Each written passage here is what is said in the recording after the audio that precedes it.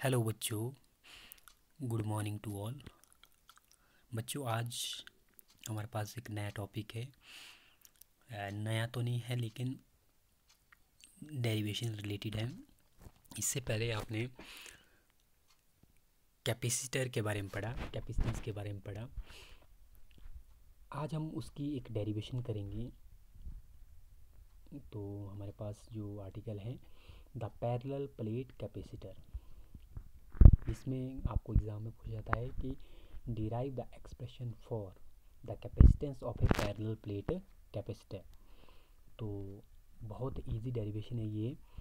तो बच्चों इसको ध्यान से नोट करना और साथ में समझना भी। मैंने आप लोगों के लिए एक ये जो मुहिम चलाई है, इसमें नोट्स तैयार करके आपको समझाया जा रहा है।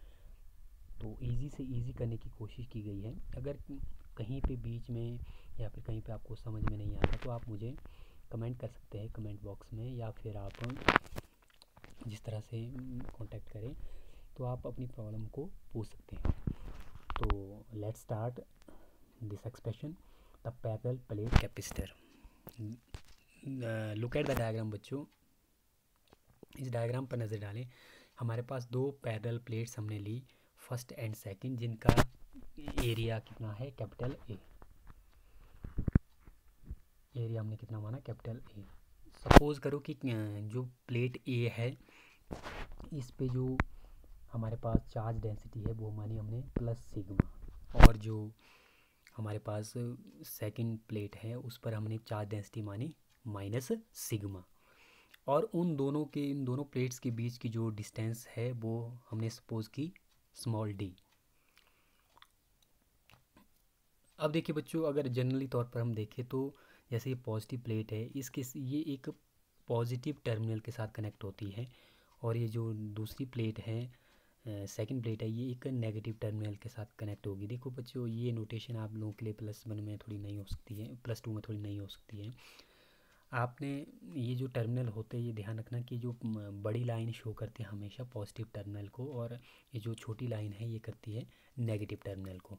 इसको बनाने की ज़रूरत नहीं, लेकिन ऐसे समझना आपने। अब देखो, ये जो पॉजिटिव लाइन, जो पॉजिटिव टर्मिनल है, ये आपको पता है इसमें ये पॉजिटिव है, तो ये पॉजिटिव चार्ज को क्या करेगी, रिपेल करेगी, यानी कि दूर धकेलने की कोशिश करेगी, और नेगेटिव चार्ज को अट्रैक्ट करने की कोशिश करेगी। तो नेगेटिव चार्ज इसके नज़दीक आ जाएंगे। उसी तरह से ये जो नेगेटिव यानी कि इसमें जो नेगेटिव चार्जेस है वो आ जाएंगे इसके नज़दीक। दूसरी प्लेट में देखो, ये नेगेटिव, इसमें ये जो नेगेटिव है ये अट्रैक्ट करेगी पॉजिटिव चार्जेस को अपनी तरफ। इसमें पॉजिटिव चार्ज जो हैं वो अट्रैक्ट होंगे इसकी तरफ, और नेगेटिव चार्ज को धकेलेगी। देखो, पॉजिटिव जो टर्मिनल है, उस पॉजिटिव के कारण जो पॉजिटिव धकेले गए हैं वो प्लेट के नीचे शो हो रहे। देखो, ये इनको आप देख सकते हैं, ये प्लेट की इनर साइड में आ जाएंगे। इसी तरह से इस side negative charge inner side में आ जाएंगे। तो इस तरह से इसको थोड़ा कनेक्ट किया होता है। तो देखो बच्चों, इसमें जैसे अगर हम अब देखो, दो प्लेट को हमने प्लेस किया और उनके बीच में कुछ डिस्टेंस है, तो उनके बीच में एक इलेक्ट्रिक फील्ड जनरेट होगी। That electric field will be equals to E equals to sigma upon epsilon naught. इससे पहले आपने एक कंसेप्ट पढ़ा था, electric field intensity on the surface of a conductor. तो आपने निकाली थी वहाँ पे E equal to sigma upon epsilon naught. Previous video में आप लोगों ने चेक कर लेना, देख लेना। तो E इक्वल्स टू क्या है, सिग्मा अपॉन एप्सिलॉन नॉट। अब हमारे पास जो सरफेस चार्ज डेंसिटी होती है वो ये होती है। सरफेस चार्ज डेंसिटी आपने इससे पहले पढ़ी है, आपने 3 तरह की पढ़ी है, linear charge density, surface charge density and volume charge density. Surface charge density यानी कि सरफेस की बात हो रही है, तो वहाँ पे सरफेस चार्ज डेंसिटी होती है। सरफेस चार्ज डेंसिटी क्या होती है, चार्ज पर यूनिट एरिया, यानी कि चार्ज अपॉन एरिया। तो सिग्मा किसके बराबर आया, Q अपॉन ए, चार्ज अपॉन एरिया। तो सिग्मा की वैल्यू पुट करेंगे ऊपर एबव इक्वेशन में, तो E इक्वल्स टू आ जाएगा हमारे पास Q अपॉन एप्सिलॉन नॉट ए। तो एक और डेफिनेशन हमारे पास बच्चों बनती है इलेक्ट्रिक फील्ड की। इलेक्ट्रिक फील्ड होती है पोटेंशियल पर यूनिट डिस्टेंस।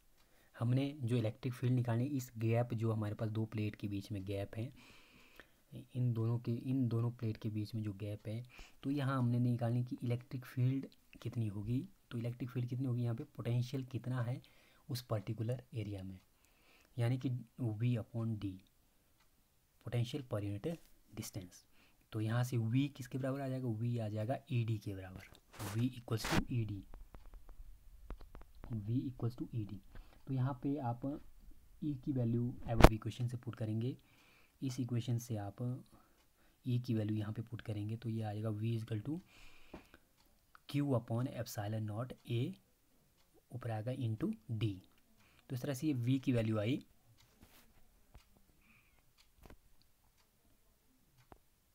अब देखिए बच्चों, there for the capacitance of a capacitor, capacitance of a capacitor क्या हो, ये आपने इससे पहले पढ़ा है, प्रीवियस जो वीडियो में आपने पढ़ा है। कैपेसिटेंस होता है charge per unit potential, charge per unit potential, यानी कि Q अपॉन V। तो बच्चों यहाँ पे V की वैल्यू हम पुट करेंगे, V की वैल्यू हम पुट करेंगे प्रीवियस जो V की वैल्यू हमारे पास है, V की वैल्यू हमने निकाली है, ये देखो V Q D upon epsilon naught ए, Q D upon epsilon naught ए, V की वैल्यू कितनी है, Q D upon epsilon naught ए। तो इसको हमने पुट करना है यहाँ पे, देखो तो C किसके बराबर आ जाएगा हमारे पास, Q अपॉन क्यू डी, ऊपर मल्टीप्लाई करेंगे एप्सिलॉन नॉट ए, Q से आपका Q कट जाएगा, आपके पास कितना बचा, C will be equals to आ जाएगा epsilon naught A upon D. ये जो देखो ये डेरिवेशन आ जाएगा। This is the expression for the capacitance of a capacitor in parallel plate capacitor. तो ये थी एक्सप्रेशन बच्चों। और इसमें देखो बच्चों कुछ, ये जो capacitance of A parallel plate capacitor है, ये किन किन चीज़ों पर डिपेंड कर रही है। अगर आप इस लास्ट के एक्सप्रेशन को देखें, C equal to epsilon naught A upon D, तो यहाँ से अगर हम देखें तो C किसके डायरेक्टली प्रोपोर्शनल है, सरफेस एरिया की, यानी कि A की है। जितना ज़्यादा एरिया होगा कैपेसिटेंस उतना ज़्यादा होगा। और ये जो D है लिखा हो, देखो बच्चों ये जो D लिखा है, यानी कि C किसके इन्वर्सली प्रोपोर्शनल है, डिस्टेंस बिटवीन, यानी कि दो प्लेट के बीच की, ये जो दो प्लेट है इनके बीच की दूरी जितनी ज़्यादा होगी उतना कम कैपेसिटेंस होगा। तो ये सेकंड है। और तीसरा जो थर्ड जो फैक्टर है जिन पर ये कैपेसिटेंस डिपेंड कर रहा है, द इंटरवीनिंग मीडियम, कि बीच में आप क्या प्लेस करें। देखो बच्चों दो प्लेट्स के बीच में हम जैसे बीच में एयर हो सकती है, कोई डाई इलेक्ट्रिक हो सकता है, तो कोई इंसुलेटिंग मीडियम हो सकता है, ठीक है। तो उन चीज़ों पर भी capacitance of a capacitor depend करेगा। और जो फोर्थ जो पॉइंट है, फोर्थ पॉइंट में क्या है कि ये जो कैपेसिटेंस ऑफ ए कैपेसिटर, ये जैसे मान लो ये प्लेट है, प्लेट के ऊपर ये जो चार्ज है ये इनके इंडिपेंडेंट, इन पर डिपेंड नहीं करता है, यानी कि हम कह सकते हैं the capacitance of a capacitor is independent of the charge of the plates. तो बच्चों ये था आर्टिकल